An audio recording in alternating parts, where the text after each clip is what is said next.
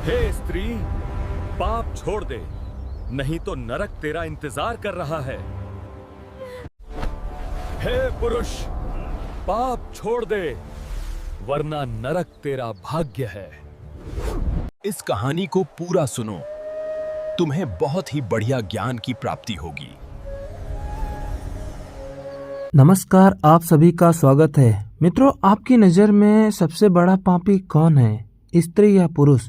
अगर आपको इस विषय में तनिक भी जानकारी नहीं है तो आज की यह कहानी आपको बताएगी कि इस संसार में सबसे बड़ा विश्वासघाती और सबसे बड़ा पापी कौन है।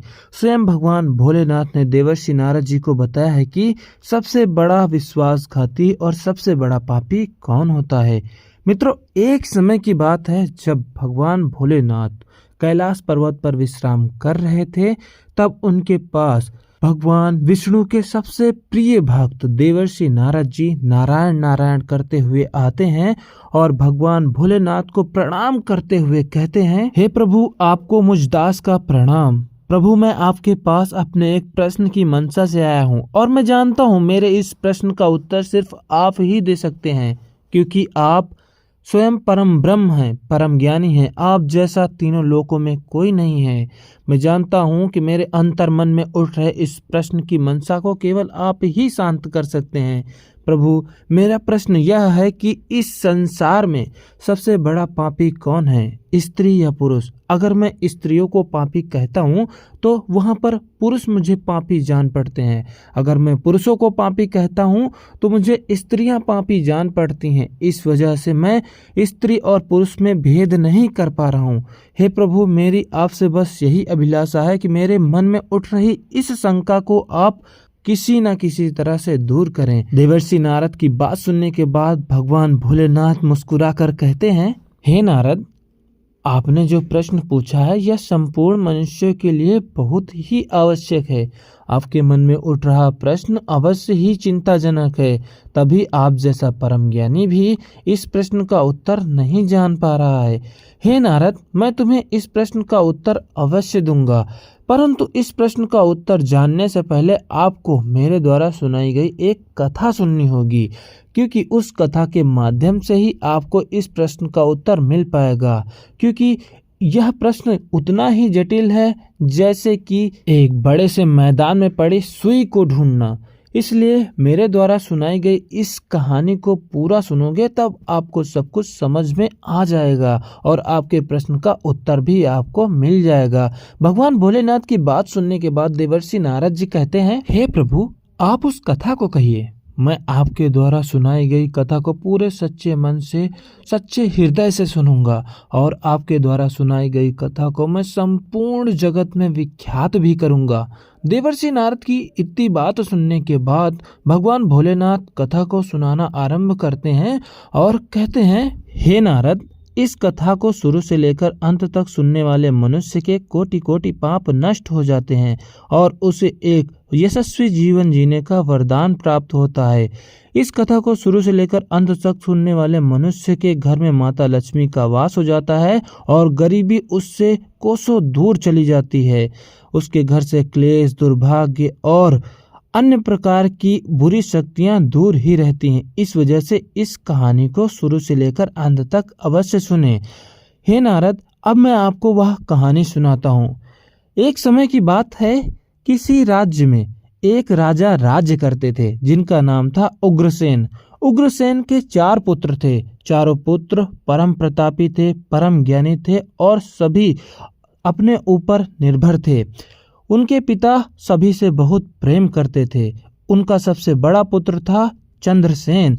चंद्रसेन की पत्नी का नाम था चंद्रप्रभा। चंद्रप्रभा अत्यंत गूढ़ी और उसे अपनी सुंदरता पर घमंड था। वह खुद से ज्यादा सुंदर और पूरे राज्य में किसी भी स्त्री को नहीं मानती थी। मित्रों, एक दिन करवट कुछ ऐसे बदलती है कि महाराज उग्रसेन अचानक ही अपने सबसे बड़े पुत्र से नाराज हो जाते हैं और उसे देश निकाला दे देते हैं।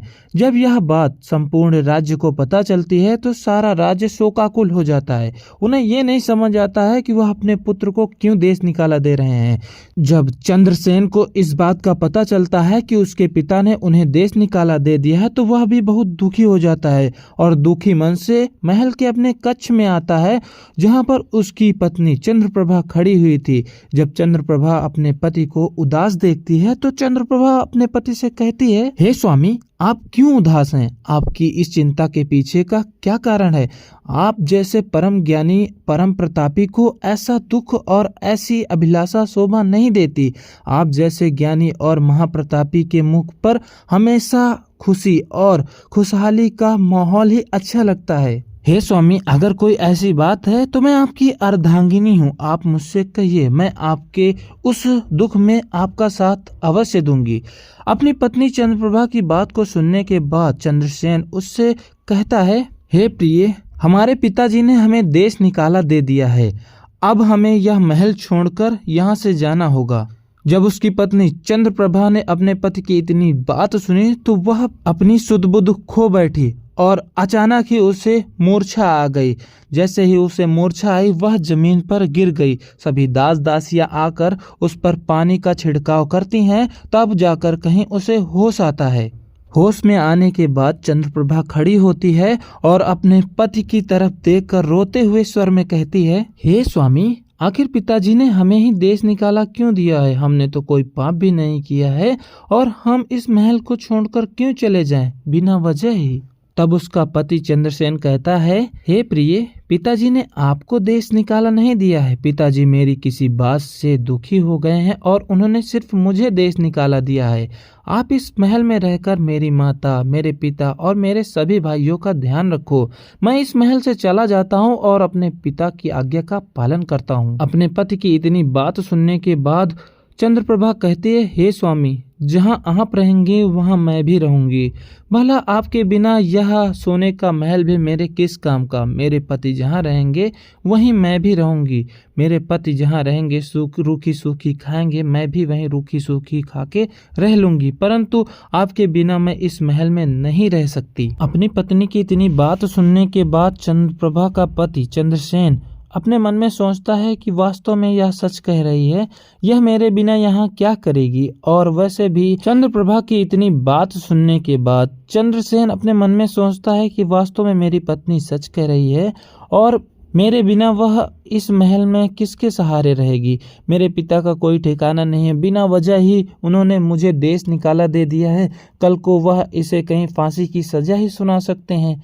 इस वजह से चंद्रसेन घबराकर अपनी पत्नी को अपने साथ लेकर उस देश से बाहर चला जाता है। धूप में घूमते घूमते वह जंगलों में इधर उधर घूमता रहता है और काफी दूर जब वह निकल जाता है तो वह दोनों काफी थक जाते हैं।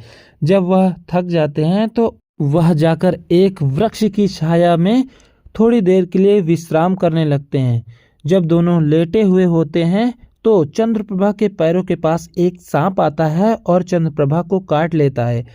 जैसे ही चंद्रप्रभा को वह सांप काटता है, चंद्रप्रभा का शरीर पूरा नीला पड़ जाता है और अचानक से ही उसकी मृत्यु हो जाती है। विश्राम के बाद जब चंद्रसेन उठता है तो देखता है कि उसकी पत्नी का शरीर नीला पड़ गया है। उसे एक सांप ने काट लिया है और सांप वहीं से जा रहा होता है। यह पूरा दृश्य देखकर चंद्रसेन के दिल पर वज्रपात हो जाता है। वह अपने पूरे अंतर मन से दुखी हो जाता है। उसे समझ नहीं आता है कि वह अब क्या करे।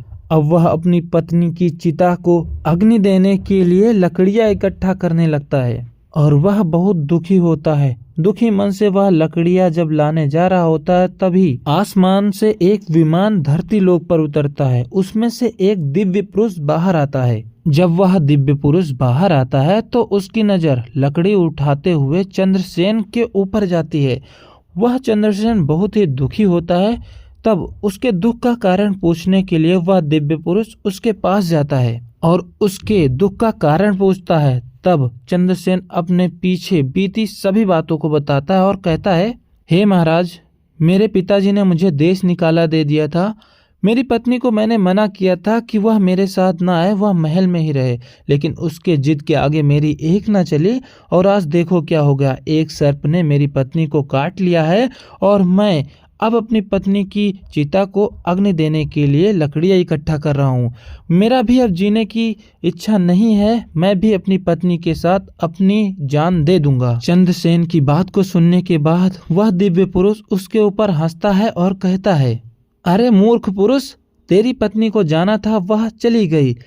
शरीर तो नाशवान है और यह तू भी जानता है, और यह मृत्युलोक है। यहाँ कब किसके साथ क्या हो जाए किसी का कुछ भी पता नहीं होता। और तू अपनी पत्नी के पीछे अपनी जान देने चला है।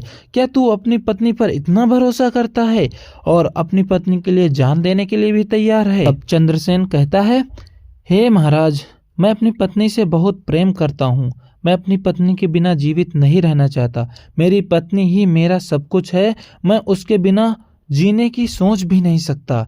तब चंद्रसेन की बात सुनकर वह दिव्य पुरुष चंद्रसेन से कहता है, अच्छा, अगर ऐसी बात है तो मैं तुम्हें एक अवसर दे सकता हूँ। मैं तुम्हारी पत्नी को जीवित कर सकता हूँ, परंतु तुम्हें एक काम करना होगा। उस दिव्य पुरुष की बात सुनने के बाद चंद्रसेन कहता है, हे प्रभु, हे महाराज, आप जो कहेंगे मैं आपकी हर बात मानने को तैयार हूँ, हर वह काम करने के लिए तैयार हूँ। आप जो कहेंगे मैं वो हर एक काम करूँगा। मैं अपनी जान भी दे दूंगा अपनी पत्नी के लिए। आप सिर्फ मेरी पत्नी को जीवित कर दो। चंद्रसेन की बात सुनने के बाद वह दिव्य पुरुष चंद्रसेन से कहता है, हे पुत्र, इतना उतावला होना ठीक नहीं है, परंतु मैं फिर भी तुम्हें अपनी पत्नी को जीवित करने का एक रास्ता बताता हूँ। तुम्हारी पत्नी की उम्र 25 साल थी और वह पूरी हो चुकी है। तभी उसे काल रूपी सर्प ने डसकर उसका जीवन चक्र समाप्त कर दिया है। तुम्हारी उम्र जो है वह 70 साल की है। अगर तुम अभी अपनी बची हुई 40 साल की उम्र में से 20 साल अपनी पत्नी को देना चाहो तो वह अवश्य ही जीवित हो सकती है। अगर तुम अपनी 20 साल की उम्र अपनी पत्नी को दे दोगे तो वह 20 साल तक और जीवित रहेगी और तुम्हारी उम्र 20 साल कम हो जाएगी। चंद्रसेन उस दिव्य पुरुष की बात मान लेता है और अपनी बची हुई आधी उम्र अपनी पत्नी को देने के लिए तैयार हो जाता है। तब वह दिव्य पुरुष कहता है, हे पुत्र, आप अपने हाथ में जल लेकर संकल्प करो, लेकिन उससे पहले मेरी एक बात और सुन लो। अगर तुम्हें कभी ऐसा लगे कि तुम्हारी पत्नी ने तुम्हारे साथ विश्वासघात किया है और अब उसकी जो आधी उम्र है वह तुम वापस लेना चाहो, तब तुम्हें इस संकल्प को लेने से पहले और उसकी उम्र छीनने से पहले तुम्हें अपनी पत्नी से भी हाँ में हाँ मिलवाना होगा। अगर तुम्हारी पत्नी राजी नहीं हुई तो तुम उसकी आधी उम्र नहीं ले पाओगे। अब चंद्रसेन को यह बात सिर्फ नाटक लगती है, परंतु वह दिव्य पुरुष था, उसे उसके जीवन में आने वाली हर एक बात का पता था कि उसके जीवन में क्या होगा। इसी वजह से वह चंद्रसेन उसे आधी उम्र देने के लिए हाँ करता है। आगे भगवान भोलेनाथ कहते हैं कि हे नारद, चंद्रसेन को ये पता नहीं था कि वह एक दिव्य पुरुष था। उसे उसके जीवन में आने वाली सभी कठिनाइयों के बारे में पता था कि उसकी पत्नी आगे चलकर किसी और पर मोहित हो जाएगी और इसे धोखे से जान से मारने का प्रयास भी करेगी। अब चंद्रसेन जो है वह तैयार हो जाता है और जब वह अपने हाथ में पानी लेकर शपथ ग्रहण करता है तब उसकी पत्नी अचानक से जीवित हो जाती है और उसकी पत्नी के जीवित होने से पहले ही वह दिव्य पुरुष वहां से अंतर्ध्यान हो जाता है। जब उसकी पत्नी जीवित होकर उठती है तब चंद्रसेन अपनी पत्नी से कहता है, हे प्रिय, आप निद्रा में चली गई थी। मैं आपको काफी देर से जगाने का प्रयास कर रहा था लेकिन आप उठ ही नहीं रही थी। अच्छा हुआ आप उठ गई। अब इस बात को कहकर चंद्रसेन अपनी पत्नी से वह हर एक बात छुपा लेता है जो उसके मरने के बीच हुई है। अब चंद्रसेन और चंद्रप्रभा दोनों अपने आगे गंतव्य की ओर निकल जाते हैं। वह जब थोड़ा आगे पहुंचते हैं तो उन्हें एक भिक्षुक की कुटिया मिलती है। जब वह भिक्षुक को देखते हैं तो चंद्रप्रभा उस भिक्षुक को देखकर उसे अपना दिल दे बैठती है, क्योंकि वह भिक्षुक एक नौजवान भिक्षुक था और वह बहुत ही सुंदर था। अब चंद्रप्रभा और चंद्रसेन वहीं पास की कुटिया में थोड़े देर के लिए ठहर जाते हैं। तब चंद्रसेन को प्यास लगती है और चंद्रसेन अपनी पत्नी चंद्रप्रभा से कहता है कि हे प्रिय, मुझे प्यास लगी है, क्या तुम भी पानी पीना चाहोगी? पास में ही एक कुआं है, वहां से जाकर मैं पानी ले आता हूँ तुम्हारे लिए भी। तब चंद्रप्रभा कहती है, हे स्वामी, मुझे प्यास नहीं लगी है, मैं अभी पानी नहीं पीना चाहती हूँ। चंद्रसेन कहता है, ठीक है। वह खुद ही पानी पीने के लिए अपने हाथ में रस्सी और लोटा लेकर कुएं के पास जाता है और वहां से कुएं में रस्सी डालकर पानी पीने लगता है। इधर क्या होता है, चंद्रप्रभा उस भिक्षुक से कहती है, हे महाराज, आपकी तो जिंदगी बहुत ही सफल है, आपको तो यहाँ रहकर बहुत आनंद आता होगा, आपके जीवन में तो कोई भी कठिनाई नहीं होगी, हमारे जीवन में तो संपूर्ण जीवन अब कष्टों से भरा हुआ है। तब वह भिक्षुक कहता है, तुम भी मेरे साथ रहकर मेरे साथ अपने जीवन का आनंद ले सकती हो, लेकिन कारण बस एक है कि तुम अपने पति के साथ रहती हो, तो तुम्हारा मेरे साथ मेल मिलाप कहाँ हो पाएगा। उस भिक्षुक की बात सुनकर चंद्रप्रभा कहती है, हे महाराज, आप कहिए, मैं आपके साथ रहने के लिए तैयार हूँ, आप मुझे कोई उपाय बताइए जिस वजह से मैं अपने पति को छोड़ पाऊँ। तब वह भिक्षुक कहता है, मेरे पास इसका एक उपाय है। अभी जब तुम्हारा पति पानी को लेकर आए तब तुम उससे कहना कि मुझे भी प्यास लगी हुई है, और तुम प्यास के बहाने उसे ले जाकर उस कुएं में फेंक देना जिससे वह पानी निकालने लगे। तब उसी कुएं में गिरकर तुम्हारे पति की मृत्यु हो जाएगी और मैं तुम्हें अपने साथ लेकर अपने इस जीवन में शामिल कर लूंगा। चंद्रप्रभा यह सभी कार्य करने को तैयार हो जाती है। अब जैसे ही चंद्रप्रभा का पति चंद्रसेन चंद्रप्रभा के पास आता है, तब चंद्रप्रभा उससे कहती है, हे स्वामी, मुझे भी अब जल पीना है, मुझे भी प्यास लग रही है। चंद्रसेन सोचता है कि अभी तो मैंने इनसे पूछा था कि हाँ आप पानी पियोगे कि नहीं, यही बस थोड़ी ही क्षण में इन्हें कैसे प्यास लग सकती है। चंद्रसेन को क्या पता था कि इनके मन में अब एक ऐसी हिंसा भर चुकी है कि वह इनके प्राण लेने को तैयार है। चंद्रसेन कहता है, ठीक है, आप यहीं रुको, मैं पानी लेकर आपके लिए आता हूँ, आप उस पानी को यहाँ पर पी लेना। लेकिन चंद्रप्रभा कहती है, नहीं, मैं आपके साथ चल के वहीं पानी पीऊंगी। तब चंद्रसेन चंद्रप्रभा दोनों एक साथ जाते हैं और कुएं के पास जाकर पानी पीने के लिए जब चंद्रसेन उसमें रस्सी डालता है, तभी चंद्रप्रभा पीछे से चंद्रसेन को धक्का दे देती है और चंद्रसेन कुएं में गिर जाता है।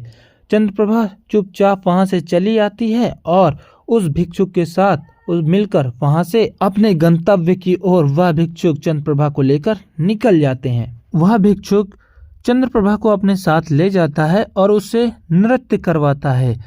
वह चंद्रप्रभा अब कुछ ही दिनों में एक मशहूर नाचने वाली बन जाती हैं। उसका नृत्य देखने के लिए दूर दूर से लोग आने लगते हैं। अब इधर क्या होता है, जब चंद्रसेन कुएं में गिरा था तो ईश्वर की कृपा से उसके हाथ में कुएं में लटक रही एक जंजीर पकड़ में आ जाती है। वह उसी जंजीर को पकड़े हुए लटका हुआ था। अब एक दिन क्या होता है, वहीं से एक बंजारा की टोली गुजर रही होती है और एक बंजारे को जब प्यास लगती है तो वह कुएं के पास आता है। जब वह कुएं के पास आता है और अपनी लुटिया एक रस्सी से बांधकर कुएं में डालता है, तब नीचे बैठा चंद्रसेन उस लुटिया को पकड़ लेता है और जोर जोर से कहता है, हे मित्र, मुझे यहाँ से बचाओ, मैं बहुत दिनों से इस कुएं में फंसा हुआ हूँ, आज तुम मेरी आशा बनकर वापस आए हो, मुझे इस कुएं से निकाल लो। उस कुएं के अंदर से आ रही आवाज को सुनकर जब वह बंजारा कुएं में झांक कर देखता है तो उसे एक आदमी फंसा हुआ नजर आता है। वह उस आदमी को कुएं से बाहर निकालता है और उससे उस पर बीती सारी बात पूछता है। तब चंद्रसेन उससे कहता है, हे मित्र, मैं आप बीती बताता हूँ। मैं एक राज्य का राजकुमार था। मेरे पिता का नाम था अग्रसेन। मेरे पिता ने किसी कारणवश मुझसे नाराज होकर मुझे देश निकाला दे दिया। मेरी पत्नी भी मेरे साथ आई, परंतु मेरी पत्नी को जब रास्ते में वह थी और हम एक पेड़ के नीचे लेटे हुए थे, तब मेरी पत्नी को एक सांप ने डस लिया और उसकी मृत्यु हो गई। तब यक्ष ने मेरी आधी उम्र उसे दी और हमने संकल्प लिया, और जब हम यहाँ आए तो मेरी पत्नी ने मुझे पीछे से इस कुएं में ढकेल दिया और वह पता नहीं कहाँ चली गई है। मेरी पत्नी ने मेरे साथ ऐसा क्यों किया मुझे अभी भी पता नहीं चल पाया है। अच्छा हुआ मित्र तुम आ गए, नहीं तो मैं यहीं पर इस कुएं में फंसे फंसे मेरे प्राण निकल जाते और मैं मृत्यु को प्राप्त हो जाता। तुम मेरे लिए भगवान बन के आए हो। तब वह बंजारा कहता है, कोई बात नहीं मित्र, तुम्हारी पत्नी ने तुम्हारे साथ विश्वासघात किया है। अवश्य ही तुमने जो बताया वह तुम्हारी पत्नी के द्वारा रचा गया एक त्रिया चरित्र होगा। वैसे भी स्त्रियों को आज तक भगवान भी नहीं समझ पाए हैं, तो इंसान की बस की बात ही नहीं है। इसलिए हे मित्र, तुम एक काम करो, तुम मेरे साथ चलो और कुछ दिन मेरे साथ ही रहो, और तब चल के आप अपने आगे अपना रास्ता खुद तय करना। राजकुमार चंद्रसेन अब उसके साथ चलने को तैयार हो जाता है और उसके साथ 5-6 दिन रुकता है, और अगले दिन वह उस बंजारे से कहता है, हे मित्र, अब हमें यहीं रहना चाहिए, हमें यहीं रहकर अपना व्यापार बढ़ाना चाहिए। आप अपना व्यापार अलग कीजिए, मैं भी कहीं देख लूँगा कि शायद मुझे कोई ऐसा एक व्यापारी मिल जाए जो मुझे कोई काम दे सके। अब इतना कहने के बाद वह चंद्रसेन वहां से चला जाता है और काफ़ी खोजबीन के बाद उसे एक व्यापारी के यहाँ नौकरी मिल जाती है।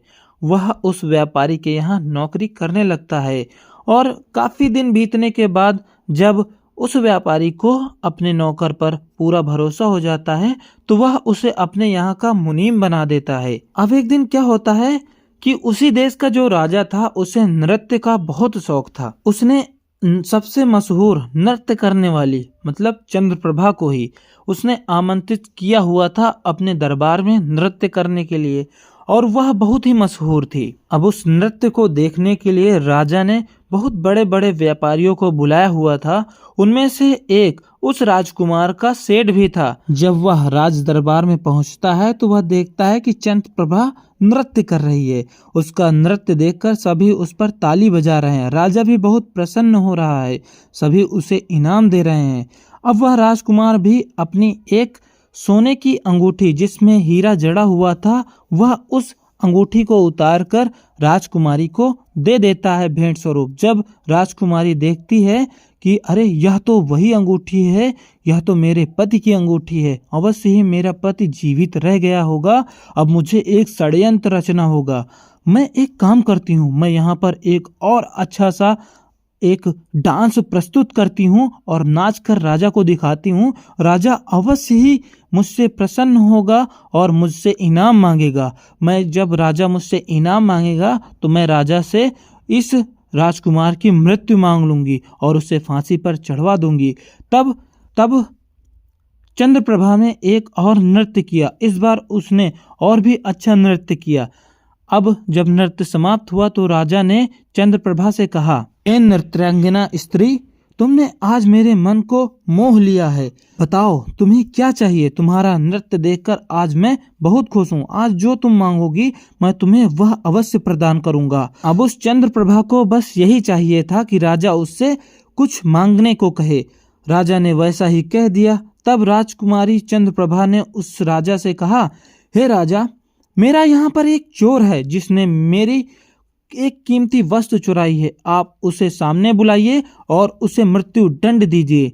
तब राजा कहता है, बुलाओ उस चोर को। कहाँ है वह चोर? और मेरे सामने उपस्थित करो। मैं उस चोर को अभी फांसी दे देता हूँ जल्लादों से कहकर। तब वह राजकुमार चंद्रसेन को पकड़ के बाहर लाती है और राजा के सामने खड़ा कर देती है। राजा अपने सिपाहियों को आदेश देता है कि इस चोर को तुरंत जाकर कसाईयों के हवाले कर दो और इसे अभी तुरंत फांसी दे दो। सैनिक उसे फांसी के लिए ले जाने लगते हैं। जब सभी सैनिक उस मुनीम को ले जा रहे होते हैं तब उस मुनीम का सेठ आगे आता है और अपने मुनीम से कहता है, हे मित्र, तुमने इस स्त्री का क्या चुराया है जिस वजह से यह तुम पर लालछन लगा रही है? मुझे तो नहीं लगता तुमने कुछ इस स्त्री का चुराया भी होगा, क्योंकि तुम इतने समझदार, इतने साहूकार आदमी हो। तुमने आज तक मेरी धन की पेटी से कुछ भी गायब नहीं किया है, तब तुम इस स्त्री का कैसे कुछ चुरा सकते हो? तब वह मुनीम कहता है, सेठ जी, मैंने इस स्त्री का कुछ भी नहीं चुराया है। यह स्त्री फालतू का मुझ पे लालचन लगा रही है। आप एक काम करिए, आप मेरी तरफ से राजा से यह कहिए कि राजा मेरी सिर्फ 2 बातें सुन ले और उसके बाद वह मुझे चाहे तो मृत्यु दंड दे दे या तुरंत ही मेरा गला कटवा दे। अगर मैं वहाँ पर अपनी बात को सिद्ध न कर पाया तो वह मेरा गला कलम कर दे, मैं इस चीज़ के लिए भी राजी हूँ। अपने मुनीम की बात को सुनने के बाद वह व्यापारी अन्य व्यापारियों के पास जाकर अपने सभी व्यापारियों को इकट्ठा करता है और उनसे कहता है, राजा साहब तो हमारे साथ अन्याय कर रहे हैं। अगर वह हमारे मुनीम को बिना किसी आरोप के यदि मृत्यु दंड दे देंगे तो यह तो बहुत बड़ा अपराध होगा। अगर राजा हमारे मुनीम के साथ ऐसा कर रहे हैं तो कल वह हमारे साथ भी कर सकते हैं। ऐसा होना नहीं चाहिए। अगर ऐसा हो गया तो हमारे साथ भविष्य में चिंताएं प्रकट हो सकती हैं।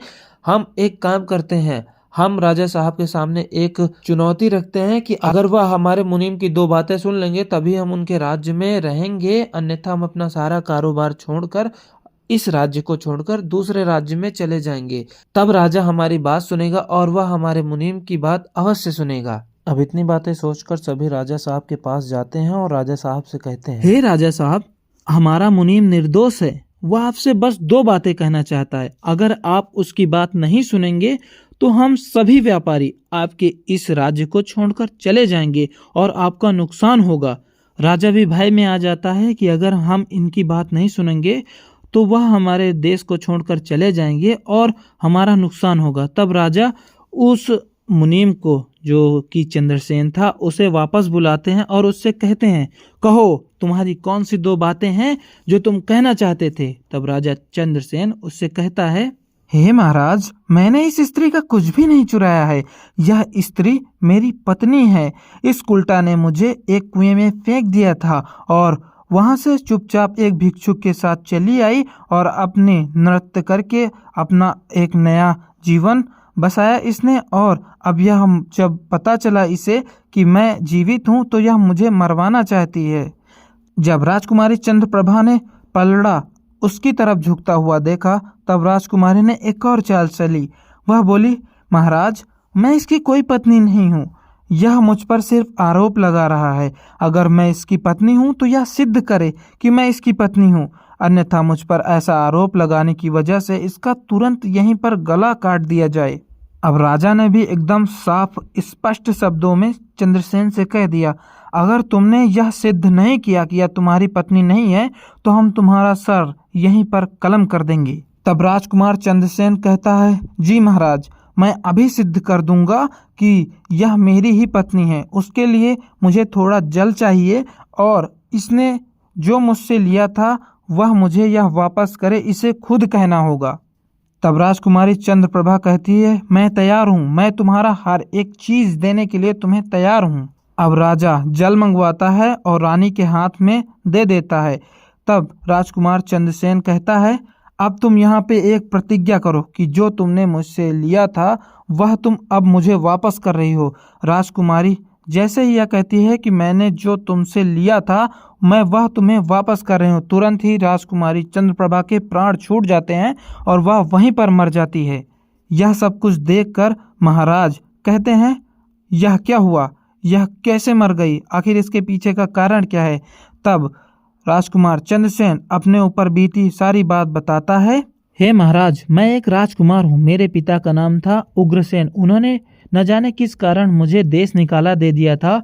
मेरी पत्नी भी मुझसे पहले बहुत प्रेम करती थी और यह मेरे साथ ही आई थी। और जब हम रास्ते में आए थे तो इस मेरी स्त्री को एक सर्प ने डस लिया था और तभी वहाँ पर एक दिव्य पुरुष उतरा था जिसने मुझे बताया था कि इसकी उम्र बस 25 साल की थी और उसने मुझसे एक संकल्प करवाया था, अगर तुम अपनी पत्नी को अपनी आधी उम्र दे दो तो तुम यहाँ से अपनी पत्नी को जीवित ले जा सकते हो।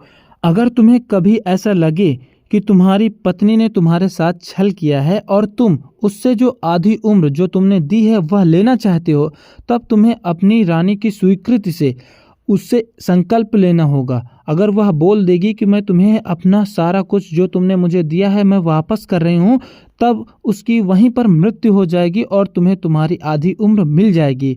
हे महाराज, इसी वजह से मैंने आज संकल्प करवाया यहाँ पे और मेरी पत्नी के तुरंत प्राण छूट गए।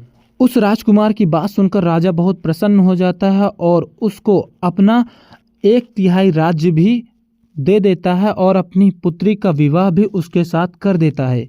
हे नारद, अब आपको ऐसा लग रहा होगा इस कहानी को सुनने के बाद कि स्त्री पुरुष से ज्यादा विश्वासघाती होती हैं, परंतु ऐसा नहीं है। अभी मैं आपको एक और कहानी सुनाता हूँ, जिसके बाद आपको स्पष्ट कर पाना असंभव हो जाएगा कि स्त्री सबसे ज़्यादा विश्वासघाती होती है या पुरुष। अगली कहानी भी आप सुनो। एक समय की बात है, एक राज्य में एक धनवान व्यापारी रहता था। उसके पास किसी भी प्रकार की कोई कमी नहीं थी। उसका एक पुत्र था। उसका पुत्र कुछ अलग ही प्रकार का व्यक्ति था। वह दिन भर जुए में, नशे में धुत रहता था और अपने पिता की कमाई उड़ाता रहता था। उसका पिता उसकी इन्हीं हरकतों से बहुत परेशान रहता था। एक दिन यही सब सोचते सोचते उसके पिता को दिल का दौरा पड़ा और उसकी मृत्यु हो गई। लेकिन उस दिन भी उसका पुत्र उसकी चिता को आग देने नहीं आया। वह जुआ खेलता रहा और धीरे धीरे इसी प्रकार जुआ खेलते खेलते उसने अपने पिता की सारी पूंजी जुए में उड़ा दी और भिखारियों की तरह अपना जीवन व्यतीत करने लगा। जब उसके पास सारे पैसे खत्म हो गए तब वह जुआ खेलने के लिए पैसा इकट्ठे करने के लिए एक दूसरे राज्य गया। जब वह दूसरे राज्य गया तब उसे काफी प्यास लगी। जब उसे प्यास लगी तो वह पास के ही एक घर में गया, जहां पर एक व्यापारी उस घर से बाहर निकला और उसने उससे पानी मांगा। काका, मुझे बहुत तेज प्यास लगी है, क्या आप मुझे थोड़ा सा पानी दे सकते हैं? तब वह व्यापारी एक लोटे में पानी लाकर उसे दे देता है और उससे पूछता है कि पुत्र, तुम कहाँ जा रहे हो और तुम्हारे चेहरे पर इतनी थकान क्यों है? तब वह लालची कहता है कि मैं एक व्यापारी हूँ और इधर व्यापार के सिलसिले में आया था। मेरा सारा सामान एक नहर में गिर गया, जिस वजह से मैं बहुत परेशान हूँ। मैं काफ़ी अच्छे पैसे कमाता हूँ और मैं यहाँ से जब जा रहा था तो मुझे प्यास लगी, इस वजह से मैं आपके पास आया हूँ। अब उस व्यापारी को उसकी बात सुनकर उस पर आश्चर्य हुआ और उसने सोचा, यह आदमी तो बहुत अच्छा है, क्यों नहीं इससे मैं अपनी पुत्री का विवाह करा दूं। कमाता भी है और काफ़ी अच्छे पैसे भी बना लेता है। तब वह आदमी अपनी पुत्री का विवाह कराने के लिए उससे तैयार हो जाता है और उस आदमी से कहता है, हे पुत्र, अगर मैं तुम्हारा ब्याह अपनी पुत्री से करवा दूं तो क्या तुम मेरी पुत्री से विवाह कर लोगे? वह तो इसी चीज़ का इंतजार ही कर रहा था। वह चारों हाथों पैर तैयार हो जाता है। अब वह आदमी भी, जो कि व्यापारी था, वह अपनी पुत्री का विवाह उस आदमी के साथ करवा देता है। वह आदमी उस व्यापारी की पुत्री को लेकर अपने साथ चल देता है। अब वह एक व्यापारी की पुत्री थी, इस वजह से व्यापारी ने उसे काफी सारा धन भी दिया था, जो कि जेवर के रूप में था। जब वह काफी दूर वहां से निकल जाते हैं तब उस आदमी के मन में लालच और बढ़ जाता है कि क्यों न मैं इसे मार दूं, मुझे तो सिर्फ धन चाहिए और मुझे पत्नी से मतलब भी नहीं है। तब वह क्या करता है, अपनी पत्नी से कहता है, तुम मुझे यह धन दे दो और मैं इस धन को संभाल कर रखता हूं, क्योंकि ये सुनसान इलाका, यहाँ से चोर लुटेरे बहुत ज़्यादा जाते हैं। अब पत्नी भी अपने पति पर विश्वास ना करे तो और किस पर विश्वास करे, इस वजह से पत्नी भी उसे वह धन दे देती है। जैसे ही धन उसके हाथ में आता है और थोड़ी दूर जैसे ही वह आदमी जाता है तो पास में एक कुआं मिलती है। वह आदमी उस स्त्री को, मतलब अपनी पत्नी को ही कुएं में ढकेल देता है और वहां से रफू चक्कर हो जाता है। उसकी पत्नी काफी देर तक कुएं में फंसी रहती है। तभी पास से एक आदमी गुजर रहा होता है। वह जैसे ही आवाज लगाती है तो वह आदमी उस स्त्री को कुएं से बाहर निकालता है। जैसे ही वह कुएं से बाहर आती है वह सीधे अपने पिता के घर जाती है। जब वह पुत्री अपने पिता के पास जाती है और उसका पिता उसे देखता है तो वह उससे पूछता है कि पुत्री, तुम्हारे साथ क्या हुआ, आखिर तुम्हारा ये हाल कैसे हुआ? तब वह पुत्री अपने पिता के सामने अपने पति की बेइज्जती नहीं करना चाहती थी, इस वजह से वह अपने पिता से कहती है कि पिताजी, रास्ते में हमारे साथ चोर लुटेरों ने आक्रमण किया और हमारा सारा धन ले गए और हमारे पति को भी पता नहीं कहाँ ले गए हैं। तब उसका पिता कहता है कि ठीक है, चिंता मत करो, सब ठीक हो जाएगा, मैं उन्हें अवश्य ढूंढ लाऊंगा। अब आगे भगवान भोलेनाथ कहते हैं, हे नारद, अब इस कहानी में आपको ऐसा लगेगा कि यहाँ पर पुरुष ही विश्वासघाती हैं स्त्री की अपेक्षा, तो इन दोनों में संदेह कर पाना उतना आसान नहीं है। हे नारद, अब मैं बिल्कुल स्पष्ट कर देता हूँ। हे नारद, पापी और अधर्मी की कोई जाति नहीं होती है। जब इंसान की सोच उसकी सोच से नीचे गिर जाती है तभी इंसान पाप कर्म करने लगता है और पाप कर्म को करते करते उसे वह पुण्य समझ आते हैं, लेकिन उसे यह नहीं समझ आता कि वह क्या कर रहा है। इसलिए प्रत्येक मनुष्य को गलत कर्म करने से पहले एक बार भगवान उसे अंतर मन से जरूर रोकते हैं कि तुम यह जो काम करने जा रहे हो वह गलत है। अगर मनुष्य उस छोटी सी एकदम हल्की सी आ रही आवाज को सुन ले तो मनुष्य उस कर्म को करने से रुक जाए तो उसके जीवन में कभी भी कोई अनहोनी, कोई भी गलती नहीं होगी। परंतु आज का मनुष्य ये कर्म करने से रुकता नहीं है। शास्त्रों में निहित है कि गुरुद्रोण के पुत्र अश्वत्थामा ने जब अभिमन्यु की पुत्री उत्तरा के गर्भ में पल रहे पुत्र को मारने के लिए उस पर ब्रह्मा अस्त्र का प्रयोग किया था, तब स्वयं भगवान श्री कृष्ण ने उत्तरा के गर्भ की रक्षा के लिए उसके गर्भ में प्रवेश करके उसकी संतान की रक्षा की थी। हे नारद, सबसे बड़ी हत्या है भ्रूण हत्या। अगर गर्भ में किसी भी स्त्री का गर्भपात किया जाता है तो इस हत्या का कोई भी निवारण नहीं है। इस हत्या को करने वाले मनुष्य को 100 वर्षों तक नरक का भोग भोगना ही पड़ता है। इसकी कोई भी युक्ति नहीं है कि यहाँ से आदमी निकल पाए। इस वजह से सबसे बड़ी अगर कोई हत्या है तो वह है भ्रूण हत्या, गर्भ हत्या। महाभारत में भी दुशासन और दुर्योधन जैसे अधर्मी मारे थे, परंतु वह भी स्वर्ग गए थे क्योंकि वह अपने धर्म पक्ष से लड़े थे। क्या महाभारत में छल नहीं हुआ था? महाभारत में दोनों तरफ से छल हुआ था और इतना छल हुआ था कि आज तक किसी भी लड़ाई में उतना छल नहीं हुआ है। परंतु जैसे ही गर्भपात हुआ, उत्तरा के गर्भ में पल रहे शिशु को जब अश्वत्थामा ने मारने का प्रयास किया, तभी से सारी काया पलट गई। इस वजह से सबसे बड़ा पापी वही है जो किसी भी शिशु की गर्भ हत्या करवाता है। हे नारद, इस वजह से यह स्पष्ट है कि गर्भ हत्या पाप है। गर्भ में शिशु को मारना बहुत बड़ा गुनाह है। उसे 100 वर्षों तक कुंभी पाक नरक में स्थान प्राप्त होता है। हे नारद, सबसे बड़ा पापी कौन होता है? अब तो आप समझ ही गए होंगे। आशा करते हैं मित्रों कि आपको यह वीडियो पसंद आया होगा। मित्रों, इस वीडियो को शेयर करना, वीडियो को लाइक करना। आशा करते हैं आपको वीडियो पसंद आया होगा और अपने मित्र बंधुओं के साथ शेयर करके वीडियो को लाइक जरूर करें और एक प्यारा सा कमेंट हर हर महादेव का कमेंट अवश्य करें। और आप सभी लोगों का वीडियो को यहाँ तक देखने के लिए दिल से धन्यवाद।